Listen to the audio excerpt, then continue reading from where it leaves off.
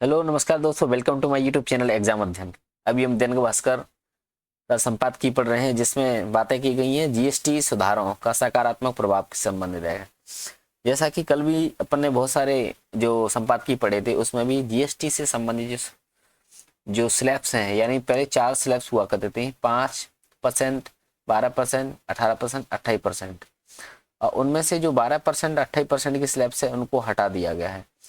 यानी जो जो 28% के स्लैब के दायरे में जो सेवा एवं वस्तुएं आती थी, उनको 18% या 5% में ऐसे शिफ्टिंग कर दिया गया है। तो आइए देखते हैं इसके बारे में, छोटा सा संपादकीय है। तो जीएसटी की 4 की जगह 2 स्लैब्स दरें घटाना, और रोटी और पराठे को, ये रोटी में थे 5%, पराठे में 18%। यानी जो रोटी होती है सिंपल से अपन बेल लेते हैं आटा लेकर के, और पराठे मतलब उसमें थोड़ा मूल्य वर्धन कर देते हैं, मूल्य संवर्धन कर देते हैं। जैसे कि उसमें मान लो तेल लगा देते हैं और आलू वाले भर दें, पराठा बन जाता है। तो इस वाले फर्क को मिटा करके, शून्य कर करके, निजी स्वास्थ्य यानी जो प्राइवेट तौर पर जो लाइफ इंश्योरेंस लेते हैं या फिर हेल्थ इंश्योरेंस लेते हैं, उनके टैक्स को हटाना। लेकिन बात करें तंबाकू उत्पाद हो गया, कार्बोनेटेड या कैफीन, यानी जो नशीले और हानिकारक पदार्थ रहते ना, उन पर पहले 28% टैक्स लगता था, लेकिन अब 40% टैक्स लग रहा है उन पर। तो ये सकारात्मक सोच को बताता है। हालांकि ये मतलब नशा मुक्ति को दर्शाता है, लेकिन ये से सोच नहीं हो सकती है। मुख्य तौर पर ये रहेगा कि भैया नशा के जो केंद्र है उनको बंद ही कर दो, सरकार के हाथ में सब कंट्रोल होती हैं चीजें, तो टैक्स की जरूरत ही नहीं पड़ेगी। केंद्र और राज्यों के प्रतिनिधियों वाली 10.5 घंटे चली जीएसटी काउंसिल की बैठक के बाद इस फैसले पर मोहर लग गई है। वित्त मंत्री ने कहा भी है कि इस बदलाव से होने वाले राजस्व ह्रास का घाटा कहने की जगह रेवेन्यू इम्प्लीकेशन यानी इसको कहा जाएगा। सरकार का मानना है कि कंज्यूमर आइटम्स सस्ते होने से खरीदने की मानसिकता बनेगी और एक क्रमिक प्रतिक्रिया में मैन्युफैक्चरिंग का विस्तार होगा। देखो, मुख्य तौर पर तो टैक्स स्लैब घट गई है, ठीक है, कोई दिक्कत नहीं है, लेकिन मुख्य तौर पर मार्केट में उसकी प्राइस वैल्यू गिरे तो उसका असर दिखेगा। अदरवाइज क्या रहेगा कि जो फैक्ट्रियां होती हैं, कंपनियां होती हैं, उन पर पाबंदी लगाना भी बहुत इंपॉर्टेंट होता है, क्योंकि जो जो उसके जो रॉ मटेरियल होता है उन पर भी तो टैक्स कम होना चाहिए। उसके बाद में जो फाइनल गुड आता है, जो अपन जो जीएसटी के दायरे में उसको सम्मिलित करते हैं, है ना, जो जीएसटी की परिभाषा भी जीडीपी के जो परिभाषा रहती है, जो फाइनल गुड्स रहता है ना, वो जो कंज्यूमर उसको कंज्यूम करता है, उसकी फाइनल रेट में लेटर सपोज वो 12% के दायरे में था, 28% के मैं दायरे में बोलता हूँ, तो उस पर 23% का सीधा सा आएगा, माइनस होना चाहिए। तो उसका कुछ मतलब है। तो यही बात कर रहे हैं कि सरकार का मानना है कि कंज्यूमर आइटम सस्ते होने से खरीदने की मानसिकता बनेगी। भाई, आइटम सस्ते होंगे तो ऑटोमेटिक खरीदने की मानसिकता बनेगी। वो डिपेंड करेगा सिनेरियो पर। देखते हैं 22 सितंबर से ये कम होते हैं तब क्या असर होता है। वही क्रमिक प्रतिक्रिया में मैन्युफैक्चरिंग का विस्तार होगा, जिससे नौकरियां बढ़ेंगी और जॉब पाने वाला उपभोग में खर्च करेगा। 4 स्लैब्स वाले जीएसटी को लेकर उद्योग और वाणिज्यिक जगत में सालों से विरोध था। सरकार की बैठकों में उद्यमी उदाहरण देते थे कि रेस्टोरों में अगर मक्खन और ब्रेड अलग अलग लिया जाता है तो जीएसटी कम, लेकिन मक्खन लगा दिया जाता है ब्रेड में तो ज़्यादा लेना पड़ता है। इससे व्यापारियों को जटिलता का सामना करना पड़ता था, भ्रष्टाचारियों को भी बढ़ावा मिलता था। इन जीएसटी सुधारों में मैन्युफैक्चरिंग, ट्रेड और उपभोग पर सकारात्मक प्रभाव होगा, जो आज जरूरी है।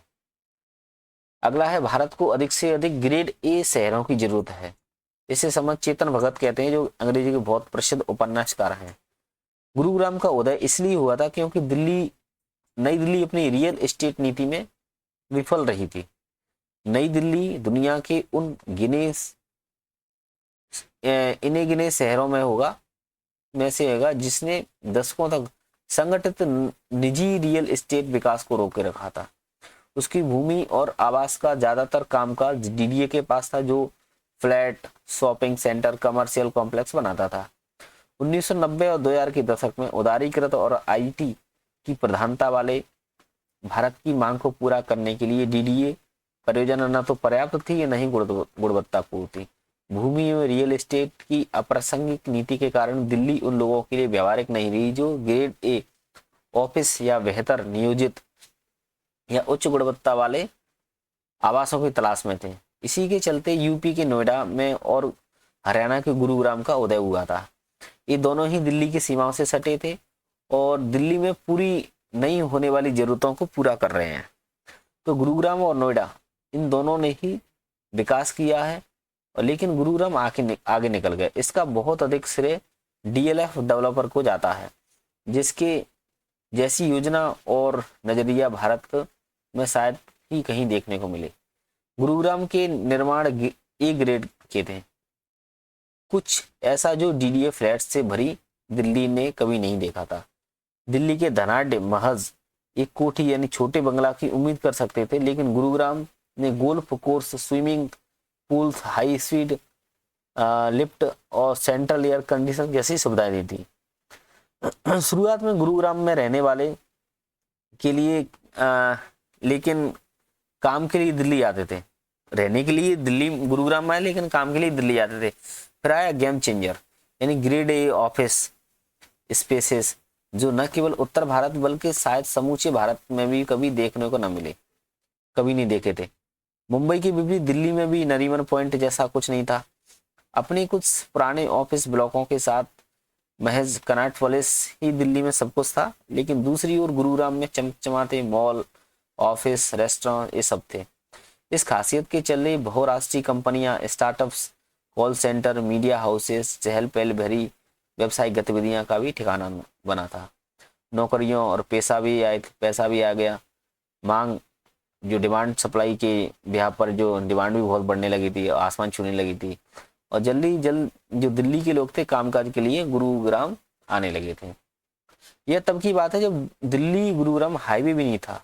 ट्रैफिक जाम हर दिन की आम बात थी, लेकिन हाईवे शुरू होने के बाद गुरुग्राम का विस्तार इतना विस्फोट था कि रोज राजमार्ग पर अब हमेशा जाम ही रहता है, और अगर बारिश हो तो अराजकता छा जाती है। पिछले हफ्ते ही सोशल मीडिया पर गुरुग्राम में मीलों तक जाम में फंसे ड्रोन फुटेज की बाढ़ आ गई थी। ड्रोन फुटेज की कुछ यात्रियों ने 6 घंटे तक फंसे रहने की शिकायत की थी। उन इलाकों की सड़कें डूब गई जहां बेहद महंगे अपार्टमेंट और वरिष्ठ मैनेजर और बिजनेस लीडर रहते हैं। भारत की संपदा सर्जन का प्रतीक शहर अचानक बदहाल दिखने लगा। यह भारतीयों को याद दिलाता है कि तुम विश्व स्तरीय जीवन का सपना देखने की हिमाकत मत करो, क्योंकि जल्द ही हकीकत से तुम्हारा सामना होगा। गुरुग्राम की समस्या है कि वे भारत के मानकों से बहुत बेहतर हैं। समस्या है कि भारत में अच्छी रहायश, ऑफिस, नौकरियां, मनोरंजन सुविधा वाले सुनियोजित शहरों की इतनी कमी है कि जब ये गुरुग्राम उभरता है तो पूरा देश उस पर टूट पड़ता है। यह शायद भारत के उन 4-5 शहरों में से एक है जहां 2 लाख रुपए प्रति माह से अधिक वेतन वाली नौकरियां बहुतायत में।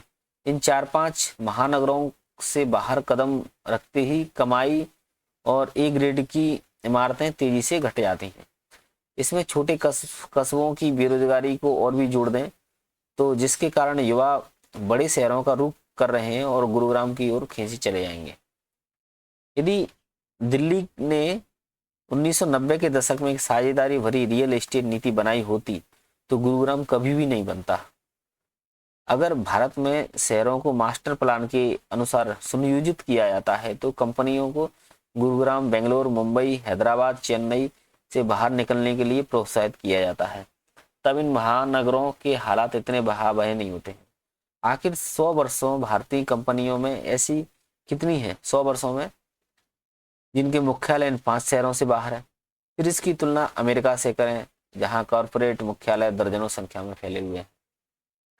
अगला दैनिक भास्कर का एडिटोरियल है, कौशल वाली शिक्षा ही बनाएगी देश को अग्रणी। राजीव शुक्ला जी लिखते हैं, ये कांग्रेस के पूर्व सांसद हैं और पूर्व मंत्री भी रहे हैं। तो देखिए क्या बोलते हैं ये कि भारत विश्व की सबसे युवा जनसंख्या वाला देश है। 65% से अधिक नागरिक 35 वर्ष से कम आयु के हैं। देखो अपने यहाँ पे 65% से जो नागरिक है 35 से कम आयु के हैं। तो यह जनसंख्या लाभांश है ना, जनसंख्या लाभांश भारत की आर्थिक प्रगति को नई ऊंचाइयों तक ले जाने की क्षमता रखता है। हमारे युवा तेज तर्रार हैं, उनका आत्मविश्वास अक्सर नौकरी के मैदान में ठहर जाता है क्योंकि उन्हें व्यवहारिक कौशल की कमी महसूस होती है। असल सवाल यही है कि क्या ये डिग्री लेकर हम इस अवसर को बना पाएंगे या फिर दक्षता और व्यवसाय की योग्यता की ओर गंभीरता से बढ़ना होगा। दुर्भाग्य से 2025 तक की तस्वीर बताती है कि देश के केवल 7% युवा ही औपचारिक कौशल प्रशिक्षण प्राप्त कर पाते हैं। 7% युवा ही 2025 के अकॉर्डिंग डाटा। जर्मनी, जापान, दक्षिण कोरिया जैसे देशों में यह अनुपात 70 से 90 पे, यानी 10 से 20 गुना, 10 से 12 गुना ज्यादा है। यही वजह है कि वहां के युवाओं की रोजगार क्षमता और उत्पादकता भारत की तुलना में बहुत ज्यादा है। अंतर भारत के लिए गंभीर स्पष्ट का संकेत है। डिग्रियों से लेस युवाओं की बेरोजगारी इस खाई को साफ दिखाती है। हमारे विश्वविद्यालय से हर साल लाखों छात्र निकलते हैं, लेकिन उनमें बड़ी संख्या ऐसी होती है जिनके पास न तो उद्योगों की अपेक्षाओं के अनुरूप तकनीकी दक्षता होती है, न ही आधुनिक कार्यस्थल के अनुकूल साफ स्किल्स होती है। राष्ट्रीय कौशल विकास निगम जो RKVN है और श्रम मंत्रालय के अनुसार 40% स्नातक युवाओं के पास रोजगार पाने के लिए आवश्यक व्यवहारिक कौशल ही नहीं होता है। इसका मतलब ये हुआ कि डिग्री और नौकरी के बीच जो सेतु होना चाहिए उसे हमारी शिक्षा और प्रशिक्षण व्यवस्था ने खड़ा ही नहीं किया है। 2024 में एक औद्योगिक शहर में एक नया सर्वेक्षण हुआ था, उसमें तस्वीर और स्पष्ट हो गई थी। क्या था कि 10,000 युवाओं में से केवल 12% ने ही औपचारिक प्रशिक्षण लिया था। उनमें से भी अधिकांश को उम्मीद के अनुसार रोजगार भी नहीं मिला था। केवल बेरोजगारी की कहानी ये नहीं है, बल्कि प्रशिक्षण तंत्र की कमजोरी का आईना है। हमारे औद्योगिक प्रशिक्षण संस्थानों की भारी कमी सूझ रहे हैं। मशीनें पुरानी हैं, पाठ्यक्रम दशकों पुराने हैं और प्रशिक्षण पद्धति में न तो आधुनिक तकनीकी संसाधनों का इस्तेमाल है और न ही उद्योगों की मांग का ध्यान रखा जाता है। ऊपर से समाज में व्यावसायिक शिक्षा को तो दूसरे दर्जे की पढ़ाई माना जाता है। ये पहले सरकारी नौकरी करो।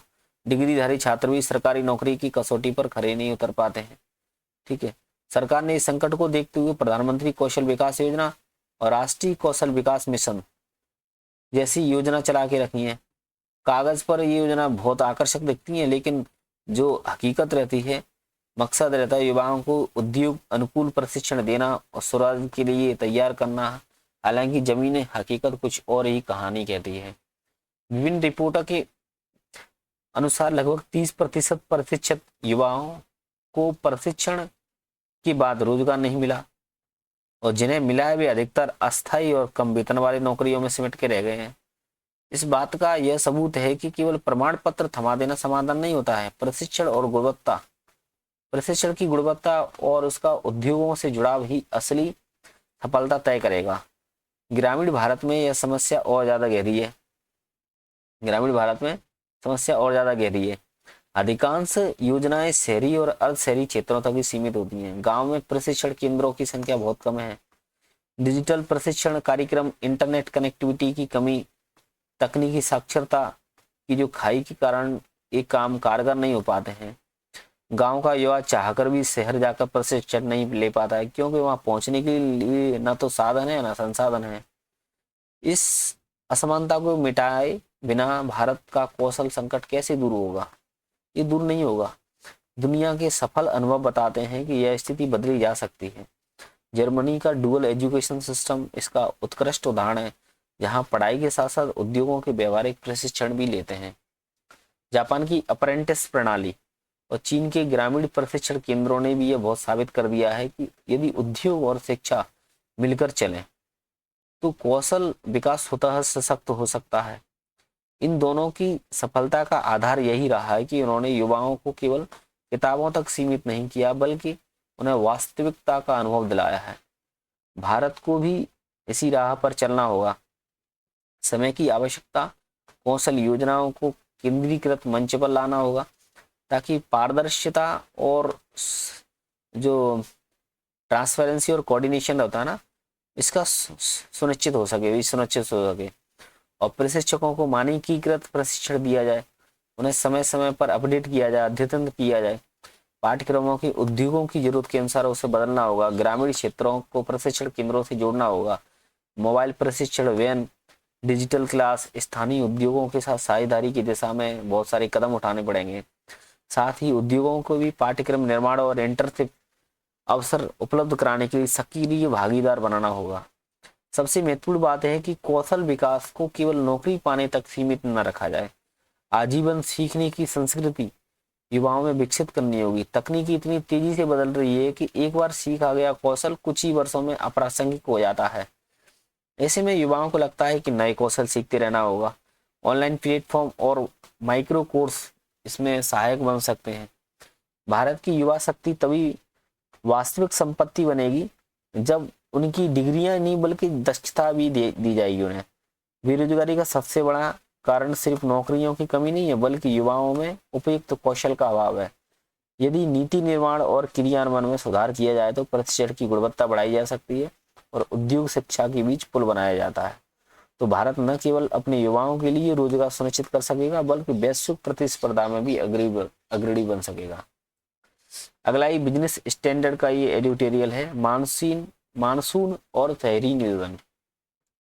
देखो, देश के राजधानी नई दिल्ली और एक गुरुग्राम से संबंधित, कल भी इसके संबंध में अपन एडिटोरियल देख रहा था, जो गुरुग्राम में हालत खराब हो गई है।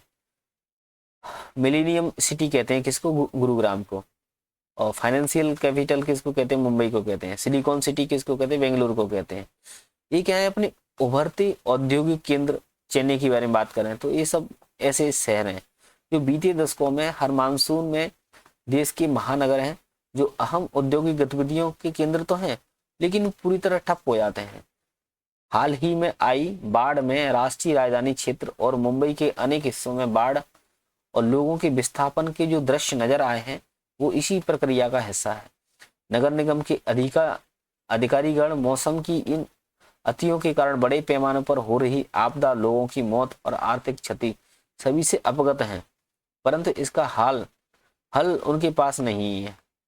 पहली नजर में बढ़ता शहरीकरण इसके लिए दोषी नजर आता है। सच तो यह है कि शहरीकरण दुनिया भर में आर्थिक वृद्धि और विकास का अपरिहार्य परिणाम है। भारत भी अलग नहीं है। असली चुनौती यह सुनिश्चित करता है कि बढ़ते शहरी केंद्रों का सही ढंग से नियोजन किया जाए और उनके रखरखाव और टिकाऊ बनाने के लिए सही वित्तीय मॉडल के साथ साथ उचित संतुलन कायम किया जाए। भारत के अधिकांश हिस्सों में ऐसा नहीं हो पाया है, खासतौर पर जहां लॉबी का प्रभाव नगरीय निकायों पर लगातार बढ़ता जा रहा है। वह भी तब जब ये संस्थाएं वित्तीय संकट से जूझ रही हैं। इसका परिणाम यह है कि पेड़ों के मनमाने ढंग से काटा जा रहा है, उनकी जड़ें को दम घोंटू कंक्रीट संरचनाओं में बंद किया जाता है, हरियाली लगातार नष्ट हो रही है, जलाशयों को बिना स्थानीय जल प्रणाली की समझ से कंक्रीट से ढक दिया जाता है, जबकि जो मूलभूत निकासी प्रणाली होती है या बाढ़ नियंत्रण ढांचे की कमी साफ तौर पर दिखाई देती है। यहाँ तक मानसून से पहले जो नालियां होती हैं उनकी साफ सफाई होना चाहिए और सरल कदम भी नगर प्रशासन की समझ के बाहर प्रतीत होते हैं, है ना। वो लोग करते ही नहीं है नगर निगम वाले। जल परिवर्तन और अत्यधिक गर्मी के कारण समस्या हर साल गंभीर होती जा रही है। इनका तत्काल तलाश करना, हल निकालना बहुत जरूरी है। अध्ययन दिखाते हैं कि खासकर उत्तर मध्य भारत में मानसून का असर हालिया दशकों में काफी अधिक रहा है। मानसून बहुत असंयमित हुआ है। उदाहरण के लिए इस वर्ष मानसून जल्दी आ गया और कुछ राज्यों में 2 सप्ताह से लेकर 18 दिन पहले ही आ गया था। इसके अलावा कई पश्चिमी विक्षोभों को और मजबूत किया जिससे भारी बारिश हुई है। जम्मू कश्मीर से लगा करके हिमाचल प्रदेश उत्तराखंड तक भारी बारिश के कारण क्षति हुई है और इसके लोग भी बहुत शिकार हुए हैं। डाउन टू अर्थ पत्रिका के अकॉर्डिंग इस वर्ष अगस्त के अंत तक मानसून ने 15 पश्चिमी विक्षोभ झेले हैं। इसने डाउन टू अर्थ के अकॉर्डिंग कितने 15 पश्चिमी विक्षोभ झेले हैं। इससे हिमालय के निचले इलाकों में जहां अनियोजित निर्माण कार्य हुए हैं वहां पहाड़ के धंसने और वृक्षों के गिरने की तमाम घटनाओं से नुकसान हुआ है। इस वर्ष हर्सिल घाटी के पास भूस्खलन से हुई मृत्यु और विनाश की श्रृंखला का मुख्य कारण यही था। वहां नाजुक भूभाग पर आवासीय भवनों और होटलों आदि का निर्माण किया गया था। यह निर्माण ऐसी जगह हुआ जहां कायदे से होना ही नहीं चाहिए था। भविष्य की बात करें तो भारतीय शहरों को मानसून की दृष्टि से बेहतर तैयार करने की जरूरत है। पहली बात तो यह है कि हमारे शहर मौसमी बारिश के लिए तैयार ही नहीं है। शहरी जल निकास ही व्यवस्था मानसून की विस्तारित अवधि से निपटने के लिए तैयारी नहीं है। इसके अलावा अब कम समय में भी तेज बारिश की घटनाएं हो रही हैं, जिससे निपटना मुश्किल है। अगस्त में सामान्यतः 5% बारिश के बाद भारत के मौसम विभाग ने अनुमान जताया था कि सितंबर में भी औसत से ज्यादा बारिश होगी, और सितंबर के पहले हफ्ते में दिल्ली गुरुग्राम में पानी में डूब गए थे। यह विकसित भारत के लिए अच्छा उदाहरण नहीं है। आखिरी है ये हिंदुस्तान लाइव का एडिटोरियल दागदार मंत्री संपादकीय। यह सूचना न केवल चौंकाती है बल्कि हमें सोचने पर विवश भी करती है कि भारत के लगभग 47% मंत्रियों के खिलाफ आपराधिक मामले दर्ज हैं। आपराधिक मामलों में भी हत्या, अपहरण, महिलाओं के खिलाफ गंभीर मामले शामिल हैं। एसोसिएशन फॉर डेमोक्रेटिक रिफॉर्म्स अर्थात एडीआर का अध्ययन खास मायने रखता है। अभी हाल ही में 3 विधेयक संसद में पेश किए गए थे ताकि गंभीर आपराधिक मामले में अगर किसी प्रधानमंत्री, मुख्यमंत्री या मंत्री 30 दिन जेल में रहना पड़े तो उसे स्वतः पदमुक्त मान लिया जाएगा।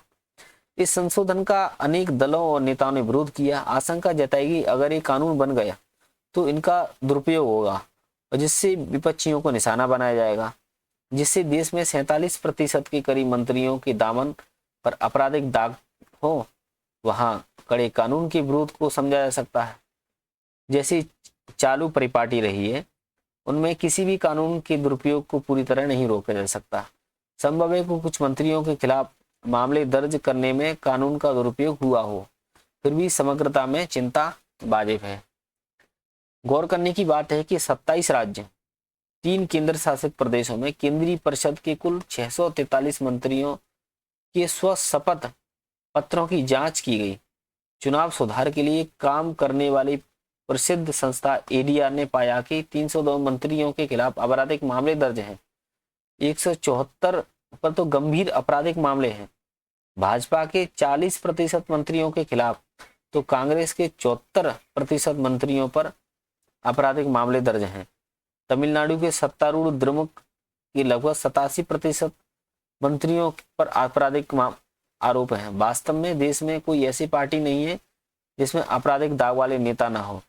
हालांकि यह दाग तेलुगु देशम पार्टी पर सबसे गाढ़ा है। उसके 96% मंत्रियों के खिलाफ आपराधिक मामले बताते हैं कि कथित साफ छवि वाले राजनीतिक दल भी अपने नेताओं पर लगने वाले दाग को गंभीरता से नहीं लेते हैं। पहले यह उम्मीद जताई गई थी कि राजनीतिक दल स्वयं दागदार नेताओं को किनारे कर देंगे, मगर इसमें कामयाबी नहीं मिल रही। यह उम्मीद भी रहती है कि राजनेताओं के मामले में जल्दी सुनवाई हो, फैसला भी होना चाहिए, लेकिन इसमें भी सफलता नहीं मिल पा रही है। ऐसे में न तो हम दागदार विधायकों सांसदों से बच सकते हैं, न दागदार मंत्रियों से। जैसे हालात हैं उसमें यह आश्चर्य की बात नहीं है कि 72 केंद्रीय मंत्रियों में से 29 अर्थात 40% ने खुद पर आपराधिक मामला को स्वीकार किया है। वैसे बहुत निराश होने की जरूरत नहीं है। हरियाणा, जम्मू कश्मीर, नागालैंड, उत्तराखंड के जो मंत्री हैं उनके खिलाफ कोई आपराधिक मामला दर्ज न होने की सूचना दी है। बहरहाल एडीआर ने मंत्रियों की औसत संपत्ति को भी दिलचस्प आंकड़े बताए हैं। अपने देश में मंत्रियों की औसत संपत्ति 37.21 करोड़ रुपया है। दर्ज करने वाली बात यह है कि 30 विधानसभाओं में से केवल 11 अरबपति मंत्री हैं, 30 विधानसभाओं में से, और कर्नाटक में सबसे ज्यादा 8 अरबपति मंत्री हैं। इनमें से कोई दो राय नहीं है कि देश में अमीर नेताओं की तादाद समय के साथ बढ़ती चली जाएगी। जहां अरबपति बढ़ रहे हैं वहीं 2 या 3 लाख संपत्ति वाले मंत्री भी आम लोगों का प्रतिनिधित्व कर रहे हैं। अतः विविधता से भरा यह देश सुधार और समानता की उम्मीद बनाए रखेगा। इस प्रकार से बहुत ही शानदार, जैसे कि दागदार मंत्री के संबंध में और मानसून और शहरी नियोजन से संबंध में, और यहाँ पर कौशल शिक्षा जो मतलब एजुकेशन में अपन यदि स्किल डेवलपमेंट, इंडस्ट्री वगैरह इसको शामिल कर देंगे तो रोजगार की समस्या, बेरोजगारी समस्या है और लोगों को रोजगार प्रॉपर मिलने लगेगा। और जो अपनी मिलेनियम सिटी के नाम से याद है, गुरुग्राम में बहुत समस्या हो गई है, जो ट्रैफिक वगैरह है ना, वहाँ का जो सिस्टम्स है, मतलब पॉल्यूशन वगैरह, इससे संबंधित। और जीएसटी में सकारात्मक संबंधित कई बहुत सारे शानदार शानदार संपादकीय पढ़े। Thank you. जय हिंद, जय भारत।